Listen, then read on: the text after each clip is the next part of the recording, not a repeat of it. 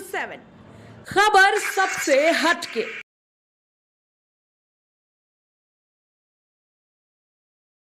है कि बिहार में जो भी तंत्र का भूमि माफिया को उल्टा लटका के चला और इसका असर भी देखने को मिला। कल रात में सुभाष यादव को ईडी ने गिरफ्तार किया।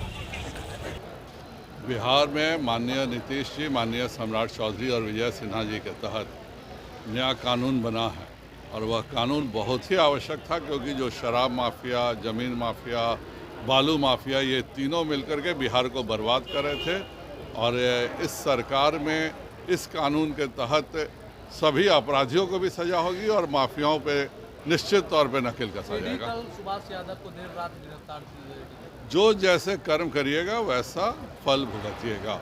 जिस तरह से गरीबों को लूट करके संपत्ति एक खास परिवार ने बनाया है और उस परिवार के संपत्ति के 2 नंबर संपत्ति को 1 नंबर करने का काम और उसके एवज में पूरे बिहार के बालू निकाल करके स्मगलिंग करके बेचने का काम सुभाष यादव जैसे लोग करते हैं, तो वो फंसेंगे ही। सीट शेयरिंग को लेकर क्या होगा? जिस तरीके से आप भी कल गए थे मुलाकात करने उपेंद्र कुशवाहा जी से, चिराग भी नाराज चल रहे हैं। कोई नाराज नहीं चल रहा। एक सीट शेयरिंग का एक बातचीत होती है और 28 जनवरी के बाद एक नई परिस्थितियों में बात हो रही है, पर हम सब एक हैं और एक अच्छे फैसले के साथ सभी घोषणा होगी। और कहा जा रहा है कि चिराग पासवान महागठबंधन की ओर जा सकते हैं। आप क्या अफवाह उड़ाते हैं, कोई उसका नहीं है। हम लोग सब डिटरमाइंड हैं कि हम सब मिलकर के एक साथ तय करेंगे। तय करने में समय लगता है,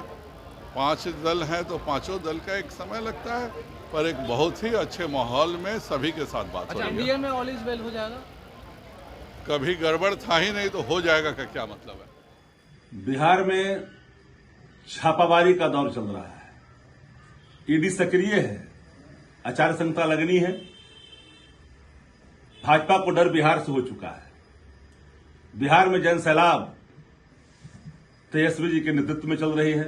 तेजस्वी बिहार हो चुका है, प्रधानमंत्री जी को भी पता है। गृह मंत्री कल आए, कहीं उल्टा लटका देंगे। किसको लटकाओगे? बिहारियों को।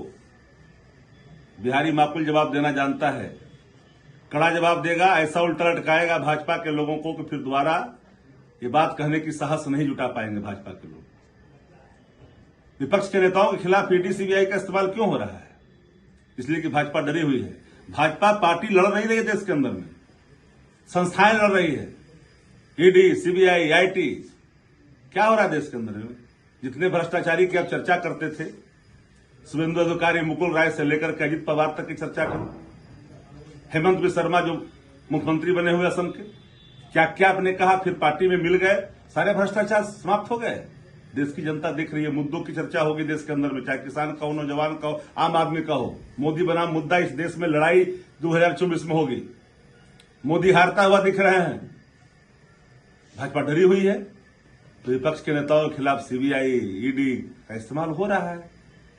करिए, लेकिन जो राह आपने अख्तियार किया है, अब तो हद हो गया ना देश के अंदर में कि जो न्यायिक संस्था में बैठे लोग हैं वो हमें रिजाइन करके भाजपा ज्वाइन कर रहे हैं। कहां जाएगा देश? क्या होगा कार्यपालिका, विधानपालिका का, न्यायपालिका का? ये सारे सवालात एक प्रश्न के रूप में सामने खड़ा है, जिसका सवाल देश की जनता इन सवालों का जवाब ढूंढेगी और 24 से भाजपा को माकूल जवाब देगी।